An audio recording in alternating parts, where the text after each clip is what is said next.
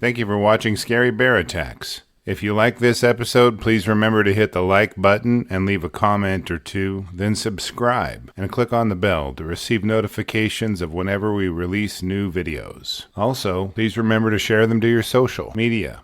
Welcome back to Scary Bear Attacks. Today's episode takes us to Afognak Island in the Kodiak Archipelago of islands in South Alaska.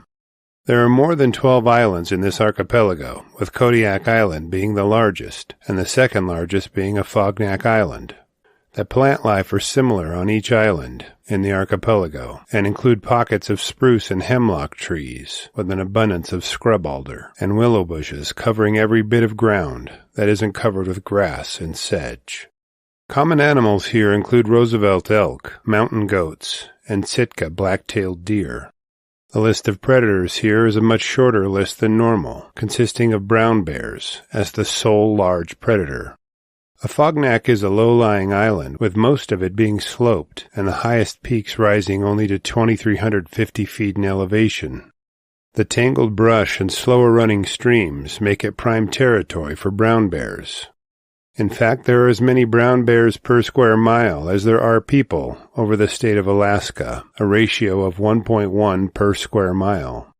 Imagine hiking, hunting, or fishing in an area where every mile you walk, statistically, has one massive and potentially angry brown bear. Somehow this concentration of bears doesn't keep hunters away. Many of them sneak through the trees or set up on the edge of grassy meadows, hoping to catch a blacktail moving through. Some of them even use calls to try to lure deer into the open, but sounding like the prey of the world's largest land predator assumes an awful amount of risk. During hunting season from August through December, residents and hunters of the island often encounter the brazen Bruins as they forage for pre-hibernation calories, and not all of these encounters end in bluff charges. 40-year-old Scott Oberlinter was an avid hunter and had been hunting the islands of the archipelago for the past 6 years in pursuit of blacktails. A friend who was employed at the Kodiak Bay fish hatchery had helped him coordinate his hunts, but Scott figured this might be his last trip to the island, since his friend was moving on to a new job soon. Scott was from Anchorage and was very familiar with dealing with the massive bears here. Just about every time he'd hunted here, he'd been charged by a bluffing brownie with a bad attitude. Each time it ended up with relief as the bear pulled up and disappeared into the brush after momentarily terrifying Scott and anyone he was with. A few years prior to this fall, an ill-tempered boar had charged Scott and his partner twice. Both times it stopped its charge only a few yards from them, popping its jaws and woofing at their violation of his territory. It stood to its hind legs as a demonstration of its size and power before slowly walking away. On Wednesday, October 27, 2010, Scott was hunting with a fellow hunter whom we'll refer to as Tim. The men had stalked the hillside and managed to harvest one of the blacktails and were walking toward it to start gutting it. Scott was approaching the spot they'd seen the deer fall when Tim yelled, "Bear!" These two hunters had run into bears plenty of times while hunting deer before, and they had a practice protocol they would use to deal with the tense standoffs. They knew better than to push toward the deer carcass, and generally tried retreating up the nearest hill that would lead them further from the bear. Remaining calm and thinking clearly was pivotal to staying safe, and neither of the men allowed the standoff to rile them. Generally, the brown bears would prefer the deer carcass over chasing down a person, generally.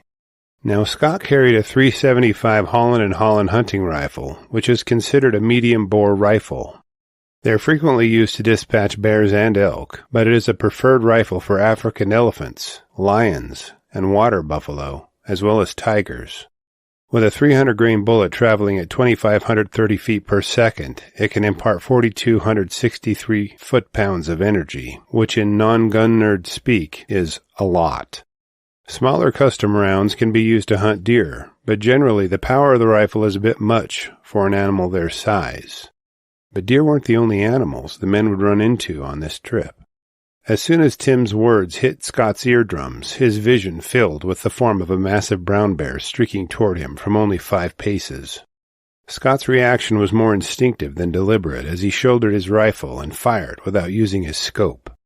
A chill crossed his mind as he knew this bear would cover the distance between them in well under a second. He was essentially trying to snap-shoot a charging and furious 650-pound ball of agitated muscle, and knew the odds were nowhere near in his favor. Just as Scott fired, Tim also fired his rifle. Both shots were as useless as throwing a marble at a freight train, unless they shattered the bear's shoulder or leg bones, and Scott had no such luck. With no time for a second shot, the only thing Scott could do was do his best impression of a bullfighter's spin, to try to dodge the impact of the charging bear. The significant difference between the moves of a matador and the moves Scott used is that bears and bulls move in dramatically different ways.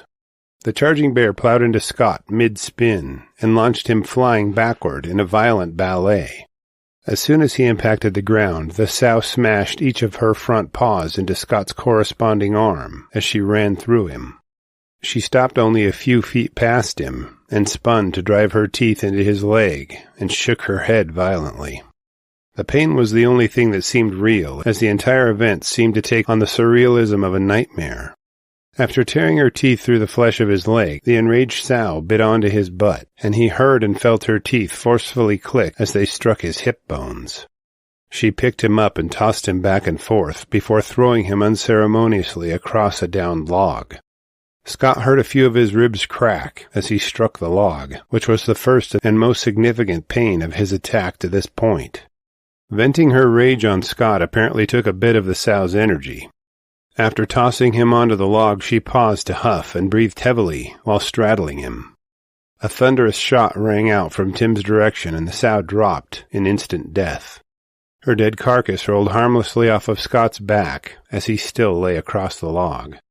Tim didn't pause to relish the remarkable and life-saving shot he'd just pulled off. He rushed to his hunting partner's side and looked into gaping gashes and painful punctures seeping blood. It oozed from various injuries from several places on Scott's lower body, but there didn't seem to be any spurting injuries indicative of a severed artery or vein. Tim wrapped Scott's wounds as best he could and helped his friend to his feet after using his cell phone to call their friend at the nearby hatchery. For the 2-mile hike down to the lake shore, every dark shape formed an imagined angry bear. Each leaf rustled by the breeze brought flashbacks of the charging bear to Scott's mind. After reaching the boat on the lakeshore, the hunters motored across the lake and met up with Don, who had left the Cotoy Bay Salmon Fish Hatchery to meet the men. From there, Scott was flown to Kodiak Island Medical Center, where his injuries were cleaned and sutured shut. He was grateful when one of the Alaska Fish and Game biologists hosted him in his home for the night before the injured hunter was shuttled back to Anchorage to heal at his own home. The following day, Alaska Fish and Game investigators converged on the site of Scott's attack and located the bear's carcass. In Alaska, the state claims any animal carcass killed in self-defense, likely to discourage people from killing bears and claiming it. The sow is noted as being on the smaller side for bears on the island, which biologists point out would put her somewhere between 600 and 700 pounds in the fall. As they removed the sow's hide, they noted that each of the men's first shots were fatal, striking her lungs and organs near them. They noted that neither of the first rounds fired struck any of the large bones of her shoulder, legs, or spine, which allowed the enraged sow to attack Scott, even while mortally wounded. Tim's last shot was the coup de grace, which snuffed out her life and sent her carcass from atop of Scott. As he healed, Scott pondered whether he would be able to venture back into the woods. He'd used one of the most powerful hunting rifles to defend himself from the bear, but she walked through the bullets like nothing. Sneaking around the woods and running into another bear doesn't appeal as much to Scott after the attack.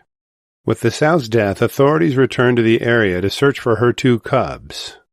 Their search yielded no information regarding the cubs' location or condition. They concede that without their mother, the cubs stand very little chance of survival and will likely be eaten by another bear before hibernation. After reviewing the details of Scott's attack, I'm left with a few questions for you. Does the information in this episode change your mind on how much firepower is needed to stop even a small brown bear? Do you think this sow was a dinner bell bear, using the rifle shot or the deer's blood trail to claim the deer carcass? What do you think happened to her cubs? Are you surprised that a brown bear can handle 2 high-powered rifle shots through vital organs and live long enough to kill or maim a human being? I think I'll be leaving the black-tailed deer on the archipelago to the bears.